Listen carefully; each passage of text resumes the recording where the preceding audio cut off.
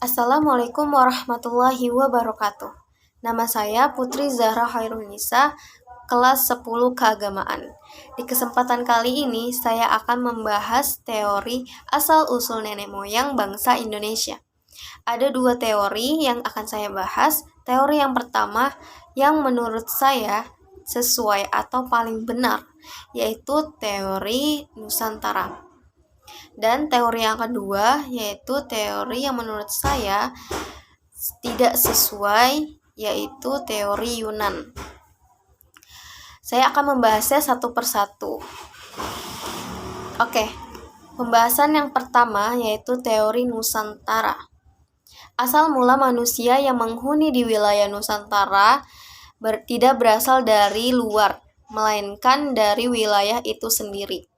Dalam sudut pandang multiregional evolution model atau MRE, teori ini mengatakan bahwa manusia purba yang menjadi nenek moyang bangsa Indonesia berasal dari Indonesia sendiri.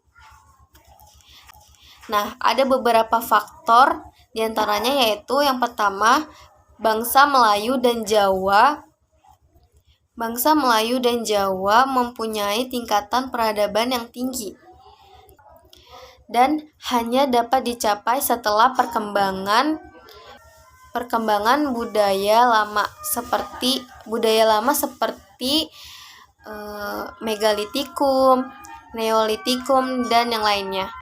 Yang kedua, banyak fosil dan artefak tertua yang ditemukan di Indonesia seperti Homo wajekensis dan Homo soloensis. Dan faktor yang terakhir, bahasa yang berkembang di Nusantara yaitu rumpun Austronesia, berbeda dengan di wilayah Asia Tengah. Pembahasan yang kedua yaitu teori Yunan.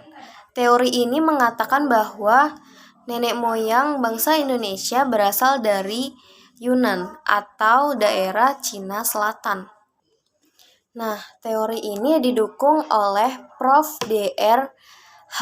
Kreen, N. J. Krom, Moh Ali, dan Robert Baron van Heine Gelderen. Teori Yunan memiliki dua bukti pendukung. Yang pertama itu adanya kesamaan bahasa Melayu serumpun dengan bahasa Kamboja. Kemungkinan penduduk Kamboja berasal dari dataran Yunan dengan menyusuri Sungai Mekong. Dengan kata lain, kemiripan bahasa Melayu dengan Kamboja menandakan hubungan dataran Yunan yang ada di Asia Tengah atau Yunan. Orang Yunan datang ke Nusantara melalui 3 perpindahan, yaitu orang Negrito, yang kedua Proto-Melayu, dan yang ketiga Detro-Melayu. Nah, kita akan bahas orang Negrito. Orang Negrito yaitu penduduk paling awal Kepulauan Nusantara, diperkirakan sejak 1000 sebelum Masehi. Hasil penemuan arkeologi di Gua Cha, Kelantan, Malaysia. Selanjutnya yaitu ada ciri fisik orang Negrito. Seperti apa ya? Yang pertama, berkulit gelap, berambut keriting, berhidung besar, bermata bundar, berbibir penuh, dan berbadan pendek. Yang kedua yaitu Proto-Melayu. Diperkirakan terjadi pada 2500 sebelum Masehi ke Nusantara. Peradaban lebih maju dari Negrito, mahir dalam bercocok tanam atau bertani. Keturunan Melayu tua yaitu suku Dayak, suku Toraja, suku Batak, dan suku Papua.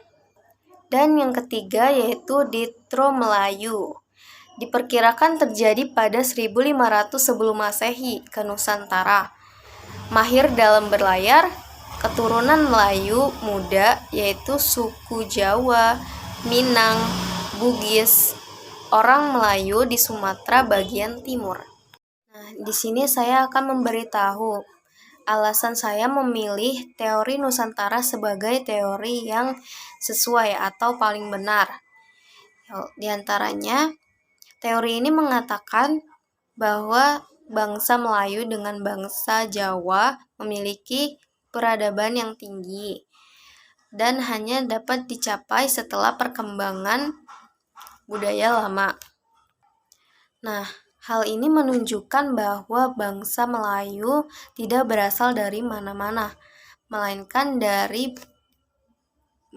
berasal dan berkembang di Nusantara. Selanjutnya, alasan saya memilih teori Yunan sebagai teori yang tidak sesuai, yaitu teori Yunan ini masih sangat lemah dan masih kurang akurat.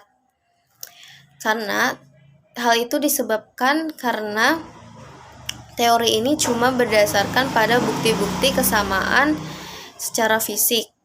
Benda bersejarah yang ditemukan mirip dengan Yunan, serta kebudayaan megalitikum saja. Sekian pembahasan dari saya, kurang lebihnya mohon maaf. Wassalamualaikum warahmatullahi wabarakatuh.